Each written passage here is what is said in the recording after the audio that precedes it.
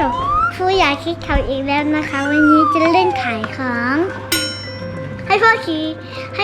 ถือกล้องแล้วก็กลายเป็นลูกค้า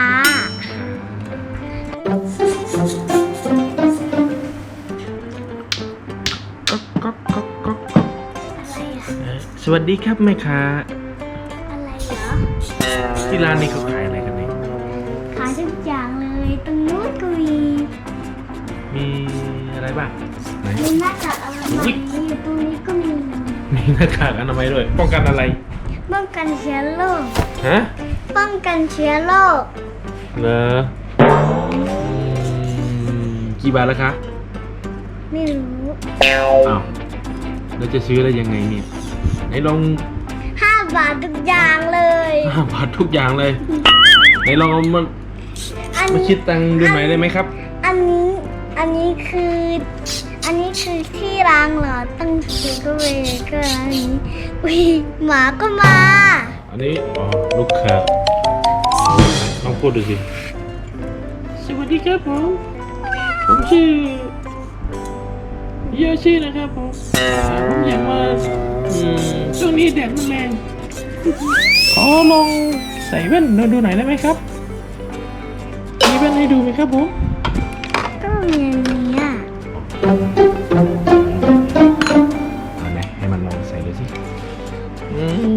ลองให้ผมหน่อยได้ไหมครับผมไม่มีมือนะก็สงสัยมันดูเกินไป เอาใหม่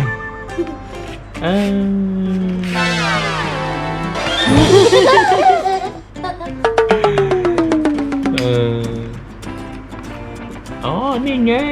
ผมขอลองเป็นตัวนี้ได้ไหมเนี่ยนี่น่าจะเข้ากับผมดีนะนี่ สีชมพู งานของผมเดี๋ยวลองใส่ให้ดูดิลองใส่ให้ดูดิ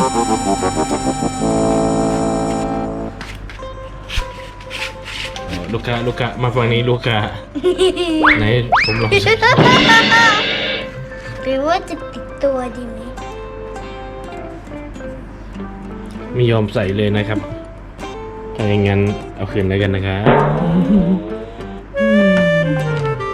อันนี้น่าจะเป็นหมา นี่พอแล้วไหนมีสินค้าอะไรบ้างเนี่ยดูสิ มีขนมด้วย มีขนมด้วยเหรอครับ อันนี้หมากินก็เลยเอามาขายอ่ะ เอ ก็ให้หมากิน อันนี้เขาเรียกอะไร กล่องดินสออันนี้ก็กล่องดินสออันนี้ก็คือดินสอ ของดินสอเยอะมากเลย แล้วจะเปิดเทอมวันไหน อ๋อก็มันหยุดต้องรอหลายๆวันอะ รออะไร อันนี้มีอันนี้ด้วยแต่อีกด้านหนึงเป็นอันนี้ โอ้นี่เห็นแล้วชื่อใครแสดงว่าแม่ค้าเอามาใช้แล้วใช่ไหม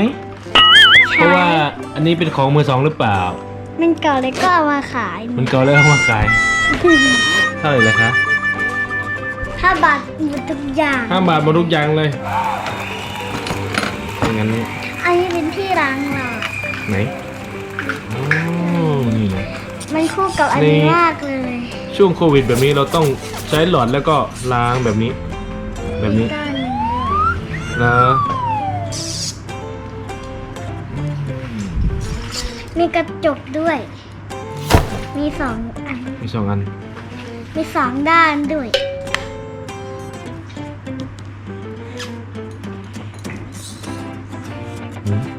มีหมาขายด้วย ลูกคือ น่าจะ ห ไม่ มา มีคนซื้ ไง อนะ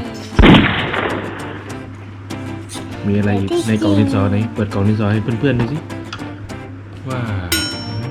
เต็มไม้บรรทัดแค่เอาไปเล่นเฉย นะ ๆมันมีอีก เปิด ด้าน ได้ด้านเดียวเหรอ ไม่ มันมีอีกด้านหนึ่งด้านนี้มันคือที่ใส่สี อันนี้เป็นที่ใส่ดินสอนะแต่ใส่สีได้อยู่อ่ะ เยอะเลยนะเนี่ย มีสีเทียน สะสมไว้หรือเปล่า แค่ซื้อมาให้ แค่ ค่ซื้อมาเฉยๆอ่ะ เขาดูตัวอื่นบ้างค่ะ ว่ามีอะไรอีกอ้าวร้านนี้ขายหมาด้วยเลยครับ ไม่อันนี้คือมาเฝ้าร้าน โอ้หมาเฝ้าร้านเองทำงานเก่งนะเนี่ยหมา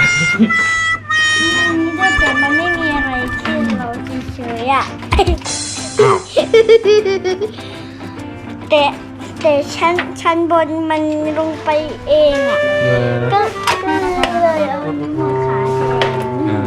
มีไม้ แล้ว ก ก็ ระ มี ทา ไม้ ด้วย กระทาด้วย เฮ้มันยุ่งเหยิงด้วย ยุ่งเหยิงแต่ด้านหน้ามันแค่เป็นอย่างนี้แต่มันมีวงกุดอยู่แต่ว่า มันดูไหนก็ไม่รู้แต่มีเลโก้ด้วยแค่ส อั อน ง นี้ไหนเอาลองมาเอามาดูสิอันนี้เป็นเลโก้เป็นร้านอะไร เป็นร้านขายโทรศัพท์อันนี้ก็คือทีวีอันนี้ก็คือทีวีสองอันเลยแต่ว่ามันติดได้แต่ นี่มันเป็นของใครเนี่ยคุณ ของพี่วูนั่นแหละ ของพี่ภูแอบเอามาขายเลยเหรอ พี่วูเห็นยูไม่ชอบเลยก็เอามาขาย เออ อันนี้มันเปิดได้พี่ เขาไปใส่อะไร ใส่อะไรก็ได้ขอเล่นอันนี้ด้วยแต่ใส่ถ่านอันเดียวเอง อ้าวไม่มีทางนะ แต่ว่า เดี๋ยว มีเล่นตานี้ด้วย ไหนลองให้แม่ค้าลองให้ดูสิว่า มันจะสวยไหมอ๋อแบบนี้นี่เองเนี่ยเดี๋ยวขอดูดั้งหน่อยนะ ไม่มีดั้งนะ เว้ยฟังอะไรเป็นทะยักหัวเนาะ ไหนหันหน้ามาลองดูสิ ใช่ห ห มา น้าบึ้งมาก ใช่หมาตัวเมื่อกี้หรือเปล่า ไม่ใช่หมาตัวเมื่อกี้มันอยู่ โอ้ นู่นมันเป็นสีชม โอ้ พู นี่เป็นออมสินหยอดได้เท่าไหร่แล้วคะ มันใหญ่ใหญ่มากเลย ได้กี่ตังค์แล้วอยู่ในนั้น ได้กี่ตังค์แล้วอยู่ในนั้น ยังไม่มีอะไรเลย ไ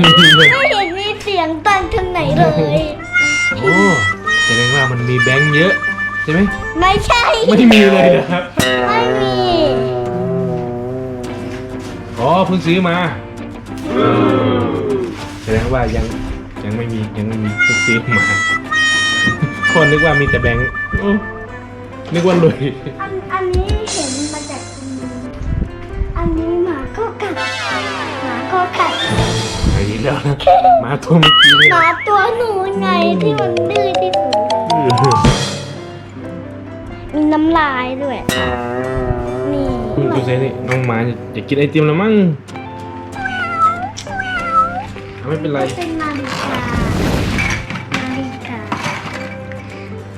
ถ้ากดตรงนี้มันจะมีเลนไฟ อันนี้ลูกค้าจะซื้อเดี๋ยวคิดตังค์ให้ลูกค้าหน่อยนะคะ ลูกค้าจะซื้ออันนี้ ซื้อไปให้เด็กดีกว่า ซื้อไปให้โยชิเล่น โอ้ เฮ้ย เดี๋ยว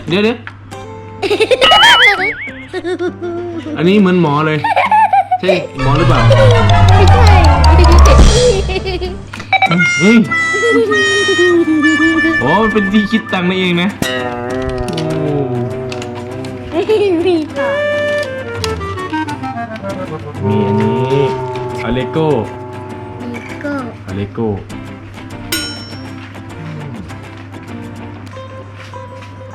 นี่ ตรง คิดตังค์เลยเฮ้ยนี่แล้วก็เอาที่ใส่ดินสอดีกว่า นี่จะเปิดเทอมแล้ว บ้านมันกับหัวอีกแล้ว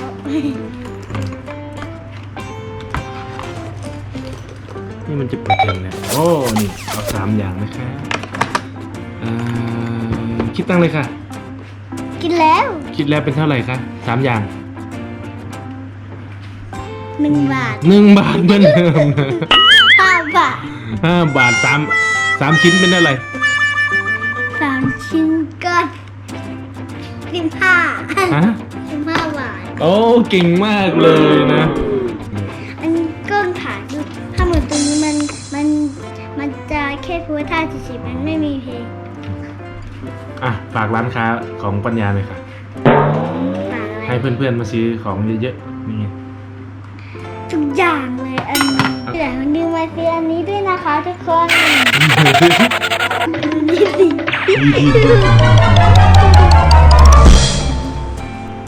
ฝากกดไลค์กดแชร์กดซับสไครต์ให้ด้วยนะคะบ๊ายบาย